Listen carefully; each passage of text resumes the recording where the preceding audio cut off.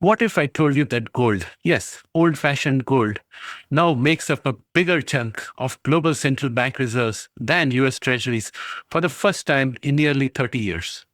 Hey all, welcome to ShareTreck, where science meets investments, and I'm your host Raj, and this is my weekly editorial.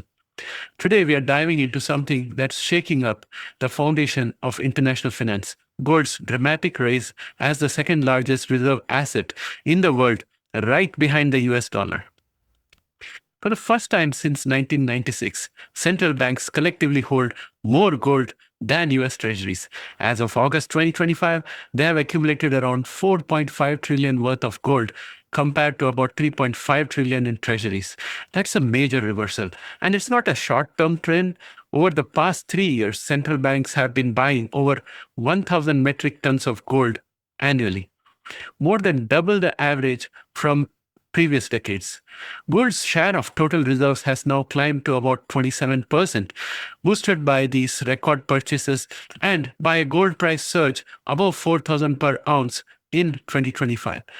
Friends, if you're finding this kind of a breakdown or editorial helpful, please press the like button. It really helps YouTube algorithm and helps others discover our channel. While the US dollar remains the world's main trading currency, its reserve dominance is slipping. The dollar's value fell about 10% in the first half of 2025, marking its sharpest drop since 1973. Its share of global reserves is slowly but steadily declining as countries diversify, a process often referred to as de-dollarization. This trend isn't about abandoning the dollar overnight, it's about hedging against risk, fiscal, political, and geopolitical. The more Washington appears gridlocked or unpredictable, the more central banks want alternative. A lot of this comes down to trust, or rather the erosion of it. The US has faced repeated government shutdowns and fiscal showdowns. The most recent one lasted a week, halting agencies and delaying economic data. And that uncertainty drives investors and governments towards safe havens like gold as the current shutdown continues to drag beyond 2 weeks. Meanwhile, confrontational trade policies and erratic foreign decisions have made allies and rivals alike rethink their exposure to US assets. On the other side of the equation, countries like India and China are doubling down on internal economic stability. India's steady policy direction continues to attract international capital and investor confidence. China, despite its economic transition, is focused on maintaining control and asserting global influence, while the US wrestles with its internal divisions. Put it all together, and gold's resurgence isn't just about inflation or market cycles, it's about strategy. Central banks are repositioning for a multipolar financial world where no single country or currency dominates. If the US continues down its current path of fiscal stress and political dysfunction, this global realignment will only deepen.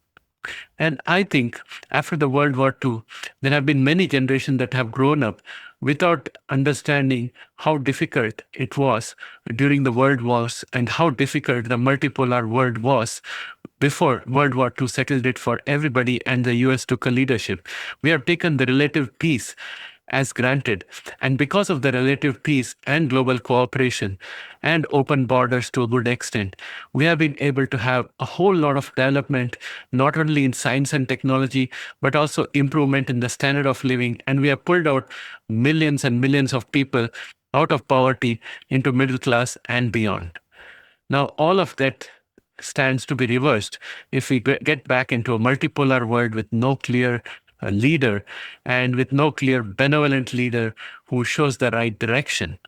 And that indeed is a frightening prospect. So friends, I would like to hear from you. Wherever you are, whichever country you are in, how do you see the world from your perspective? Do you agree with my thoughts out here? Or do you have a different perspective? Please put that in the comment section. I always read all of your comments and I find it very useful. Thanks for watching this video. And if you haven't subscribed, can you please subscribe and help grow the channel? Thanks and have a great day. Enjoy your weekend. And to all Canadians, happy Thanksgiving. Bye for now.